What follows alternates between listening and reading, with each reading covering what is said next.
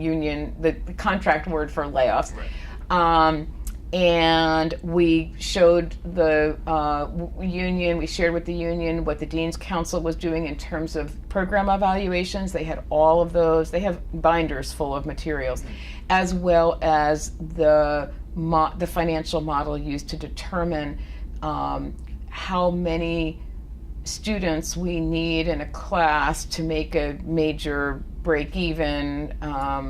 And so they had all of that information. So we've been talking through the summer, and we've talked about other alternatives as well to retrenchment. I mean, we and the contract says that we are to get together for a meet and discuss, and faculty should also discuss with us alternatives that they might want to put forward to their ideas about retrenchment. So I don't know how the faculty could feel blindsided when we've been talking about this all summer, and they knew that we were going to come forward with more specifics as soon as the analysis was complete.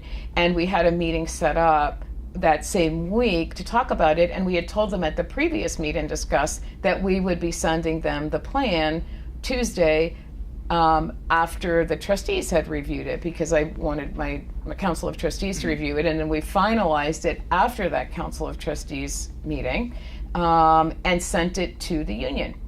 And after it went out to the union from our human resources office, later that evening I sent it out to all employees on campus.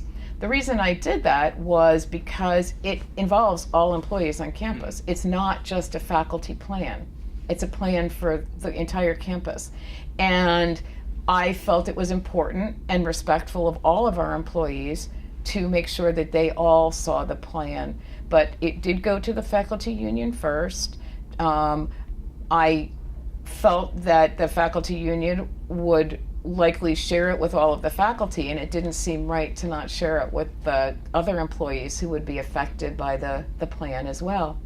We did not talk about any specifics of the plan, although a lot of news media came and wanted to talk with me and interview me. I basically kept saying I can't talk about specifics of the plan in the level that we've been talking because I haven't had the meeting with the faculty about this yet. So I think that what we did was the right thing to do for our campus community. It was respectful of all of our employees, and it also followed the collective bargaining agreement guidelines, so that, in fact, one of the unions, APSCEF, got the plan first, and we did not talk about it until we had, in anything beyond sort of general, we have, a plan, until we had that meet and discuss that focused specifically on the plan. Okay, and then you mentioned that there's a way to submit ideas online and the budget meetings. What other ways can students get involved in this whole process? Well, there's a few ways. There's the online budget form that's going to be coming. We're still working on a technical glitch, but that should be up hopefully today. We will send out an email to everyone, students and all employees, so they'll know when it's working, so you don't have to keep going to check like I do. I don't know why, because I know I'll be told when it does.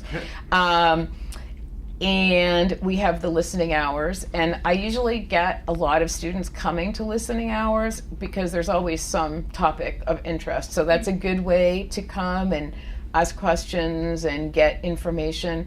And at yesterday's listening hour, I actually asked Dr. Hannon and the deans to attend if they could, because I felt there might be more specific questions, and there were, so it was really great to have them there.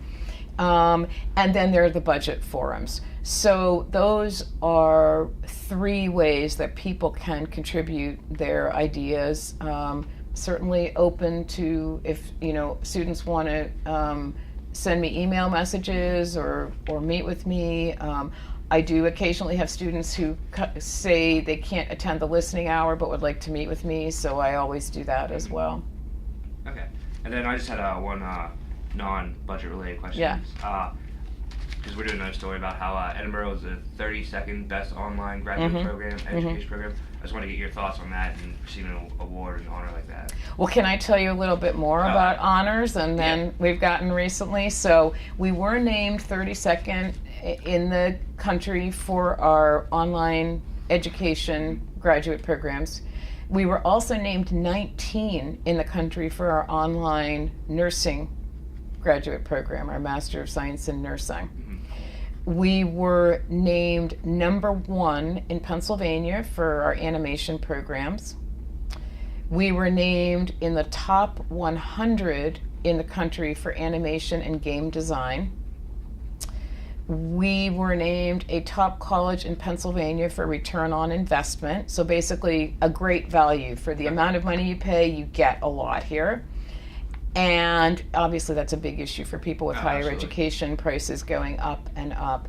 And most recently, we made it into Tier 1 of the U.S. News and World Report Best Colleges in the North.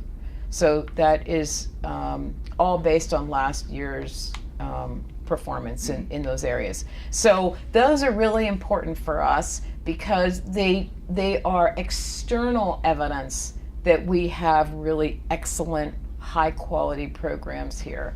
And we know internally we have great faculty, we have great staff, we have great students, but it's great to have the external recognition, and it helps us with our marketing of the quality of an Edinboro education. All right, well, that should be good for me, Dr. Wollman. Is there anything else you want to add about the budget or the award you guys received? I don't think so. I think that's it. I really appreciate that everyone's getting involved and sharing their ideas, and I feel like this budget situation it's really, we have to solve it together as a community, and it's great to have everybody involved in that. Well, thank you very much, Dr. Wollman. Thank you.